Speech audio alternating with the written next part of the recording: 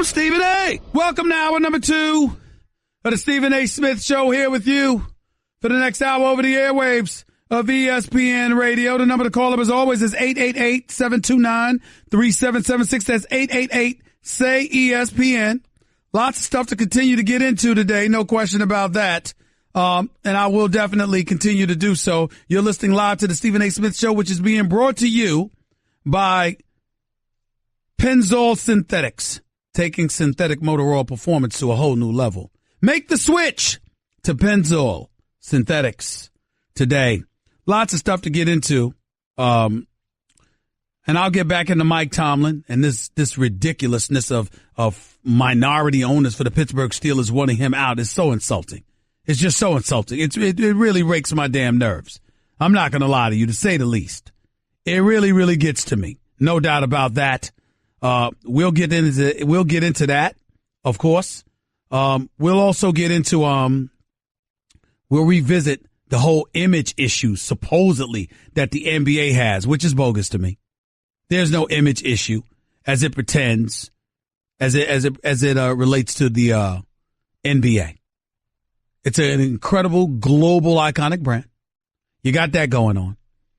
You got a lot of guys that contribute a lot to the community. You got that going on. They don't deserve there being this perception of an image problem because stuff almost went down at the Staples Center the other night and Aaron Aflalo threw a haymaker at a member of the Orlando Magic last night. The pronunciation of his name is what I struggle with, which is why I did not say it. Let me say this. There's no image problem. If there's an image problem with the NBA, if there's an image problem with the NFL, there's an image problem with the NHL. There's an image problem with Major League Baseball. Unless you want to address that, don't come to me with that. Don't come to me with it. I ain't trying to hear it. They fight in the National Hockey League all the time. Y'all ain't saying anything. Dugouts empty and melees take place in Major League Baseball. Nobody says anything. They get to police themselves half the time and unapologetically look you in the face and tell you, you know what? Hey, we'll handle it ourselves. We police ourselves. They don't want an authority recognized as having dominion over them. And they've been successful in doing so because unlike the other sports, they have a strong players union who negotiate great collective bargaining agreements. Why? Because you got a lot of these players, by and large, who buffer themselves against the influence of owners because they save their money and they can hold out longer.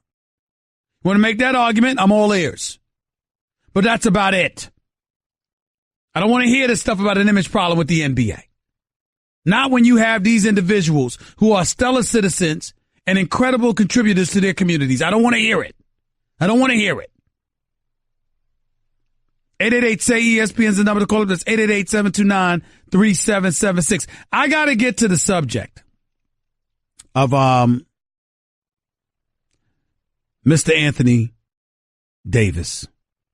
Anthony Davis, for those of you who don't know, is this dude who's about 6'11". Came out of Kentucky, won a national title, delivered a national title for the John Calipari at the University of Kentucky as a freshman. Came into the draft as a number 1 overall pick. Ladies and gentlemen, he's an all-star. And for the second consecutive road game, he dropped 40-plus. In case you missed his game against the New York Knicks the other night, he showed up at Madison Square Garden, dropped 48 and 17 on the New York Knicks and Kristaps Porzingis. So much for that theory, that comparison. All you Kristaps Porzingis lovers, and I like him. But I told you he wasn't a number 1 option because I told you he was a little bit too frail, a little bit too thin. And once Carmelo Anthony left, he was going to see a lot of pressure, physical pressure applied to this brother, and he wasn't going to be ready for it. I tried to tell y'all. But y'all didn't want to listen. I said he's damn good, but he's no number 1 option. He ain't got it in him. You wouldn't listen. Well, Anthony Davis showed up the other night and reminded him of what a number 1 option is. By the way, after dropping 48 and 17 on the Knicks, Anthony Davis then went to TD Bank Garden in Boston, Massachusetts last night, playing against the number 1 seeded Boston Celtics with Kyrie Irving and Jaylen Brown and Jason Tatum and Al Horford and all of these boys. And what did Anthony Davis do? 25 in the first half. He finished with 45 and 16. Ladies and gentlemen, on this year, he is averaging 27 and 10 on 56% shooting. Anthony Davis is the real deal. I don't want to hear all of this Greek freak stuff. Okay? Because contrary to what you want to believe, and contrary to what you want to recognize, I got news for y'all. For all of y'all out there that want to just dismiss Anthony Davis and act like he's just another player, he's been in the league forever, blah, blah, blah. No. Jonathan, Kat, could y'all do me a favor, please? Could y'all go out and get Anthony Davis's AARP card? Could you grab it, please? Because everybody talks about him like he's been around for ages. No, I want one of these young guys. Ben Simmons is 19 or 20 years old. The Greek Freak is 21, 22 years old. Oh, my God, Stephen, what are you talking about? Stop the presses. Stop the presses. Anthony Davis is about to retire. Did y'all hear the news? He's been around forever. He's some senior citizen that's beyond his prime, and his career is over. Did y'all hear the news? Anthony Davis is 24 years old. 24. 24. He turns 25 March 11th. That's Anthony Davis. 1, 2, 3, 4, 5. He's in his 6th year. He's a senior citizen. Did you hear the news? Why would we pick Anthony Davis? My Lord. Oh my goodness. He's running out of time. He's 24. 24. And oh, by the way, since his rookie year, 20.8 points, 24.4, 24.3. Last year, he averaged 28 points, 11.8 rebounds on 50% shooting for the season. And this year, I'm sorry, guys, gals, didn't you hear the news? He's slipping. He's only averaging 27.2 a game. By the way, the New Orleans Pelicans are 23 and 20. DeMarcus Cousins is his teammate. So is Jrue Holiday. And Anthony Davis is a big-time name because I got news for you. There should be 2 competitors going all out to get him. The Boston Celtics should do everything they can to get him. For 2 reasons. Number 1, getting him, even if it's for Al Horford and a Jason Tatum, getting Anthony Davis will make the Boston Celtics the favorites in the Eastern Conference. That's right, I said it. Anthony Davis with Kyrie Irving and Jaylen Brown and the rest of the Boston crew? Please. Yes, it would. And if not this year, definitely next year once Gordon Hayward came back. And oh, by the way, if you don't get in Boston, but you land in Cleveland, if Anthony Davis somehow, some way were to land in Cleveland, because Kobe Altman, under pressure to get something done, by the way, with the Cavs being old and slow and allergic to playing defense, evidently, Anthony Davis would have landed in Cleveland. And I'm not advocating for Kevin. Look, I love Kevin Love. I think Kevin Love is a really good player that doesn't get enough credit for what he brings to the table. I genuinely like Kevin Love. I really do. But if I got a chance to get Anthony Davis for Kevin Love and another player, you think I'm not doing it? Are you insane? And could you imagine LeBron James with Anthony Davis? Oh, my Lord. Oh, my Lord. So much for the Golden State Warriors being the favorites, because I'm here to tell you, LeBron with Anthony Davis is a title. Without a doubt. He's that real. He is that real. And you want me to tell you what possibly could be standing in the way? LeBron James. LeBron James may very well have the keys to Anthony Davis landing in Cleveland. LeBron James may actually be the one preventing it from happening. How do I know this? I'll tell you in a minute. 888-SAY-ESPN is the number to call up. That's 888-729-3776. More of the Stephen A. Smith Show on ESPN Radio. in a minute. You're listening to the Stephen A. Smith Show podcast. Hey! I got soul. I'm super bad. Stephen A. Smith Show, ESPN Radio. It's presented by Progressive Insurance. Drivers who switch to Progressive can save an average of $620. Number to call up to the Stephen A. Smith Show, as always, is 888-729-3776. That's 888-SAY-ESPN. Before I get back to the calls. If you are the Cleveland Cavaliers, here's what you need to understand. If you're a Cleveland Cavaliers fan, LeBron James has nothing against Isaiah Thomas or Jamie Crowder. He didn't know them, got respect for them, certainly has respect for their game. LeBron James, according to what I was told, didn't want the trade to take place. LeBron James told the Cleveland Cavaliers, I'm ready to ride the water with the horses that I have, meaning Kyrie Irving. Don't trade him. Dan Gilbert's mentality was simple. I can get draft picks. I can get younger. I can position myself to compete into the future. Why should I just stand pat and do what you want to do when you're not willing to commit to me? So Dan Gilbert asked LeBron James to sign a 3 to 5 year deal, committing to the Cavaliers. LeBron refused to do so. And one of the reasons why there's dissension within the ranks right now is because you have players going out there to compete, but knowing they're not good enough to beat the Golden State Warriors. So essentially you're playing for runner-up. You have an owner who doesn't seem to care because he refuses to budge in terms of doing what's necessary to improve the team, to appease LeBron, because he believes he's appeased LeBron enough. They've had the highest payroll, or one of the top 2 highest payrolls, since LeBron has returned to Cleveland. They've been to the finals each year, but he's fulfilled his end of the bargain by giving LeBron what LeBron swears he needed. And now he's saying, I got to do all of this? I got to really do all of this? I got to make another sacrifice? Hell no. Hell no. So as a result of that, he's saying, I'm not budging. I got a call from one of my boys yesterday telling me to look into it. I looked into it.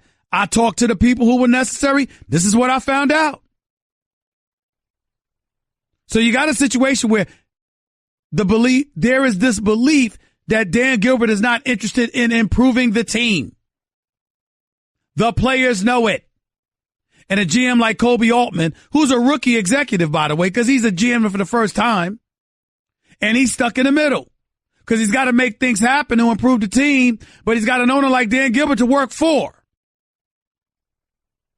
So I bring all of that up to crystallize this for you. Do you believe that Anthony Davis with LeBron James delivers you a championship? I believe it does. After this season, Anthony Davis is at 25, 27, and 28 million per, which for a superstar is chump change in this day and age, this NBA economy, because of the collective bargaining agreement that was signed and a new TV deal that's got a bunch of money coming the way of each individual owner. So you're LeBron James. If you really, really, really want to win a championship, why don't you tell Dan Gilbert in Cleveland you'll commit to the next 3 years? I'm telling you right now that if LeBron James said to Dan Gilbert, go out there and get Anthony Davis for me and I'll stay the next 3 years, I believe Dan Gilbert will exhaust every measure to get Anthony Davis. Can't say he'll definitively get Anthony Davis because the New Orleans Pelicans got to work with you and give him up. And I don't know what you have to give. You got to throw Kevin Love into the mix. Outside of Kevin Love, you put some parts with it, and I don't know if that would be enough for the New Orleans Pelicans. But if Anthony Davis insists on being let out, if you're willing to unload Kevin Love, you could possibly get a third team involved to make something happen. My point to you is that this all could potentially be contingent on LeBron James. Because what this really comes down to is LeBron James' refusal to commit to Cleveland past this year, which is ultimately what irks the nerves of Dan Gilbert, because once again, you're threatening to hold the organization hostage. And why should he commit to that? Now, I'd say Dan Gilbert, LeBron James committing to you for years to come should have nothing to do with your decision to get Anthony Davis if you have a chance to get Anthony Davis. Because I got news for you. If LeBron James were to decide to up and leave, Anthony Davis ain't a bad cornerstone piece to have. If I'm Cleveland, I would want that. But I'm telling you right now, if LeBron made it clear he wanted Anthony Davis, and that got to Anthony Davis, which it would, and Cleveland was willing to do whatever it takes, I'm telling you, Cleveland will be willing to do whatever it takes. Whether they pull it off or not is contingent on what New Orleans would want. But Cleveland will be willing to do whatever it takes. I believe Boston has more assets than Cleveland to offer. But you never know. You just never know. 888-SAY-ESPN. It's 888-729-3776. Chris in L.A., you're live with Stephen A. on ESPN Radio. Talk to me. Hey, Stephen A., good morning, good afternoon. Real quick, two things. I wanted to touch on the image problem and regarding the NBA and the NFL. Of course not. I don't agree. They have an image issue, but unfortunately, Stephen A., it's the world we live in. The black athlete, as you know, is under a different microscope. The whole Coach Tomlin thing, and I'm a Baltimore fan, so let me preface my comments by saying that I don't agree with it. You went down the list of his resume, and still they won him out. It's just sad. You remember a couple months ago, Stephen A., when Durant brought the quote when he was saying if he wasn't dribbling a basketball, what would he be? Well, I think he knows what he would be. That's my first point. Who's this he? I'm sorry, go ahead. Who's this he? Who are you talking about? Kevin Durant, the comment he made a few months ago regarding if he wasn't dribbling a basketball, what would he be? Yeah, go ahead. Right. I was saying, you never know because he is dribbling a basketball. So that's my first point. And my second point is about the whole Anthony Davis thing. I was listening to you in regards to Dan Gilbert not wanting to be held hostage. I really don't blame him because of the whole LeBron thing. But if he does happen to go to Cleveland, Stephen A., I have to disagree with you. I don't believe that's still enough to get them over the top with Golden State because the pieces around LeBron and Anthony are still not good enough because the guys don't put forth the effort and they're not willing to make the necessary sacrifices to get them over the top. And that's my opinion, though. No, I think that LeBron with Anthony Davis is a boatload of problems for the Golden State Warriors.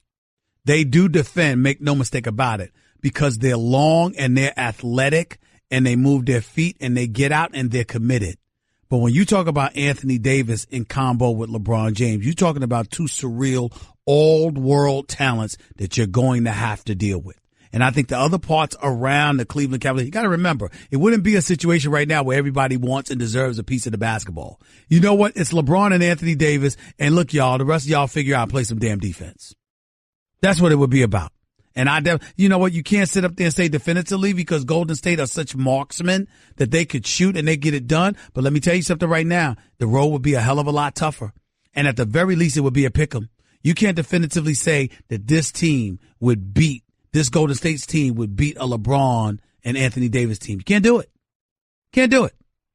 Okay, Steve, real quick question there. Let's say they do get Anthony Davis. They get to the championship, they lose. Does LeBron stay? If they get to the championship and lose? And lose with Anthony Davis. Well, that's the whole point. We don't know. That's the whole point. That's the whole point. We don't know. Only LeBron James knows that, which is what makes this all interesting. 888-SAY-ESPN. That's 888-729-3776. More to Stephen A. Smith Show on ESPN Radio in a minute. Guess what? You're in the middle of the Stephen A. Smith Show podcast. Damn it, I mean it!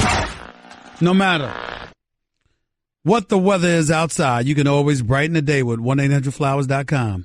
When you order a dozen multicolored roses for only $29.99, you'll get another dozen absolutely free.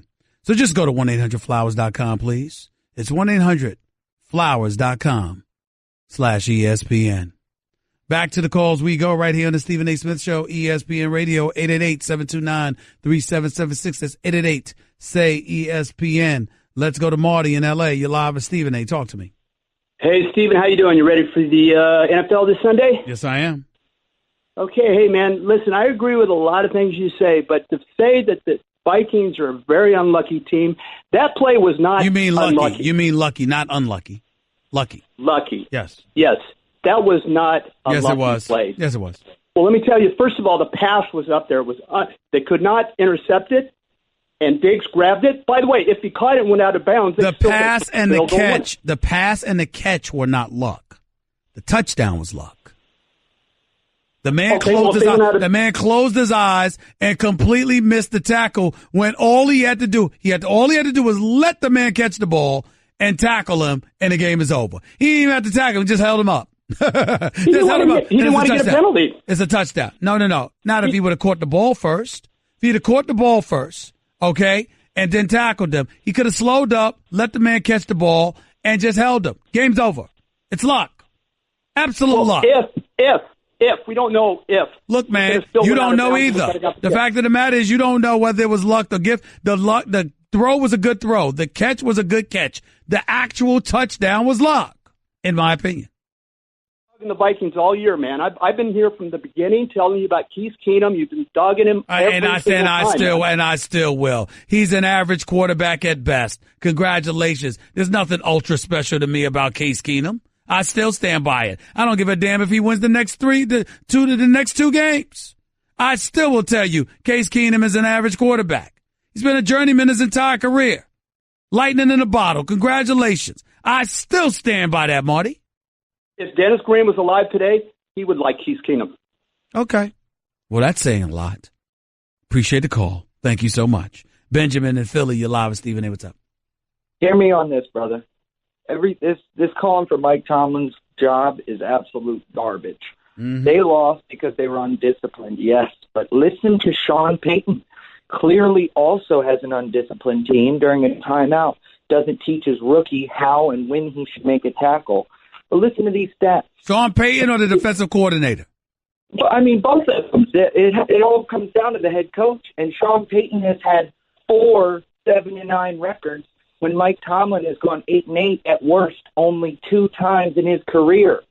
Sean Payton has identical stats nearly, 105 and 71 loss. Actually, Tomlin has better stats, better numbers. Exactly. 105 and 71, 7-4 in the playoffs, 1 Super Bowl victory.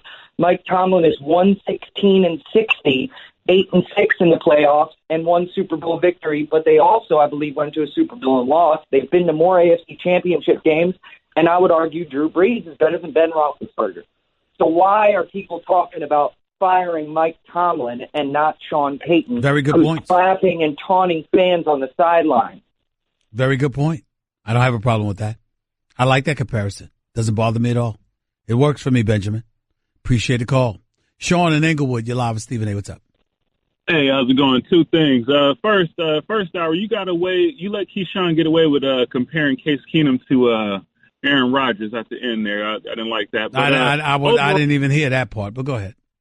Okay. But overall, why do the Pelicans want to even give up AD? How come they can't just build around what they have? It's not about wanting to give him up. It's fear that he's hell bent on leaving. Okay, so he's not happy along with Cousins, I guess, from sources. I guess so. Yeah. Wow. Okay.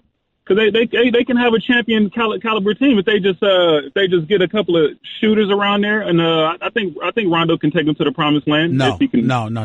I love Rondo a lot, and by the way, I agree. No disrespect whatsoever to Isaiah Thomas, but I totally agree with Rondo's statement about honoring him having him honored by the Boston Celtics. Isaiah Thomas was a damn good player. He was a terrific player yesterday. For Boston last year. Averaged 28.9 a game. Let me tell you something right now. Isaiah Thomas is miniature and as great as he is phenomenal. This man ain't on Paul Pierce. Paul Pierce, 15 years with Boston, a title, 2 trips to the NBA Finals, wins a title. This man has logged over 40,000 minutes. He's played nearly 1,100 games. And Isaiah Thomas shows up for 2.5 years. He averages 28.9 points for 1 season, gets bounced out in the first round the first 2 years that he was there. Last year, lost in the semifinals, in the conference finals. I'm sorry, this man deserves a celebration. You better stop yourself. I don't want to hear that. And I'm not trying to say that you don't respect him and you don't sit there and play the video tribute and all of that stuff. But his chance was January 3rd when he showed up. And he not only did not play, he didn't want the celebration and tried to use the excuse that his family wasn't in attendance. Oh, so now your family has to be there for a video tribute. They don't have television? Are you kidding me? Now, I understand if you're honoring him and you're retiring his jersey to the rafters and there's some big halftime ceremony, but a video tribute during the game. He didn't even want the Celtics to do that. Oh, but now you get it when Paul Pierce shows up? No, does not work that way. Now, I appreciate Isaiah Thomas coming up and saying the big brouhaha over it. He'd rather it not happen. Well, congratulations on that. I'm glad you came to that conclusion. Because you shouldn't want to be honored on the same day that Paul Pierce is going to be honored. It's a different level to this. And I like Isaiah Thomas. He's underpaid. He's been underappreciated. And in today's NBA economy, he's worth over $150 million in today's NBA economy. With the new television contract, with the elevation of the cap, with the money other dudes are getting paid, Isaiah Thomas deserves to get paid $150 million. But $200+ million? Like you're a superstar? No. I need more than 1 year, bro. I need more than 1 year. And oh, by the way, not only do I need more than 1 year, I need to make sure your hips are fully healed. I need to make sure you ain't going to be the younger, shorter black version of Phil Jackson. I need your hips right. So I need your hips right. I need you to continue to average 25 plus. And I need to see, I'm talking about 200 million. I'm not talking about the 150 because we got dudes getting paid in the NBA that can't play. So if Isaiah Thomas can get 150, God bless him. But you ain't Kyrie. You ain't LeBron. You ain't Anthony Davis. You ain't Russell Westbrook. You're not these people. So I'm sorry. I cannot give you that kind of love. I just can't do it. So Rondo, to get back to Rondo's point, Rajon Rondo was absolutely right. No disrespect. But Rondo said it best. This is the Boston Celtics we're talking about here. This ain't the Phoenix Suns. This is the Boston Celtics. Talk about 17, 18 titles. Only the Yankees in all of sports annals has had more success as a franchise. And what Rondo is saying is, what, we award people and celebrate people who got us to a conference finals? That's what we do? That's not what we do with the Boston Celtics. He's absolutely right. He's absolutely right. There's no way around that. No matter what anybody says. 888-729-3776. That's 888-SAY-ESPN. Please, I'm looking out for you. We all family. You're my listeners. I don't want you to hurt your own feelings by calling me up to disagree with the point that I just made. I don't want to do that to you. So don't call up here if you're going to get because you're going to get your feelings hurt. You call up here trying to disagree with me about Isaiah Thomas and Rondo, because Rondo's right. You're going to get your feelings hurt if you call up talking about how Tomlin deserves to go. You're going to get your feelings hurt if you're going to tell me that the NBA has an image problem. So don't do it. Don't say Stephen A. wasn't looking out for you, because clearly I am. Your calls to close out the show in a minute. You're listening live to Stephen A. on ESPN Radio.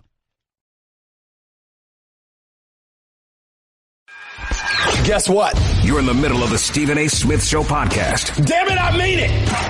Welcome back to Stephen A. Smith Show right here on ESPN Radio. Let's get back to the phones while we're running out of time at 888-SAY-ESPN. Tony in San Diego, you're live with Stephen A. What's up, man?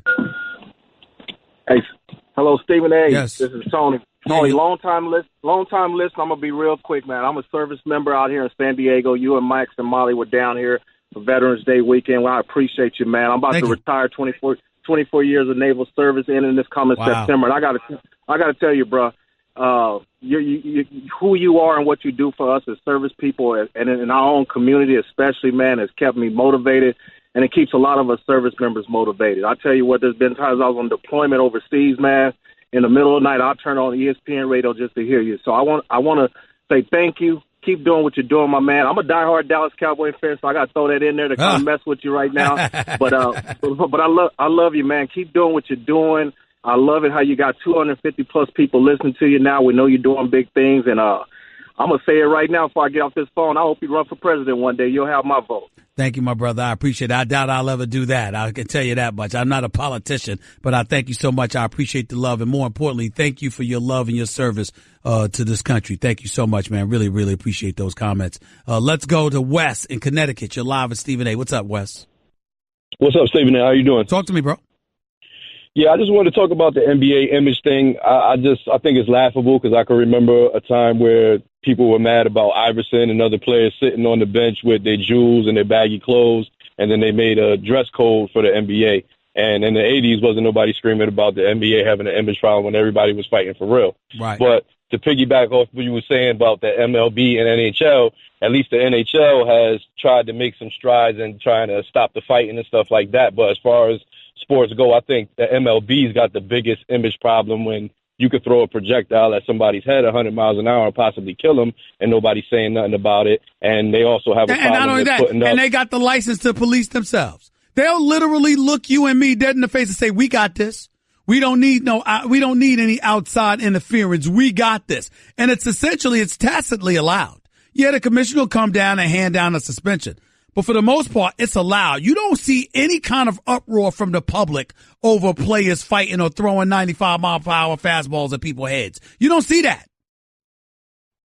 You don't see it. I think that's the biggest problem in sports. I think NBA has nothing to do with it. I think MLB has a bad image, and the NBA thing is very laughable. Right. And last thing, I'm a big Eagles fan, and I've been waiting ever since what Chip Kelly did to my team, and I thought we would never be in this position again for a good long time. I'm hoping that we win this next game. I ain't gonna lie to you, man. Listen, I'm rooting for y'all. I hope Philadelphia wins Sunday, but I got to tell you something. If Carson Wentz hadn't gone down, I'd pick y'all to win it all. I think you'd have won the Super Bowl.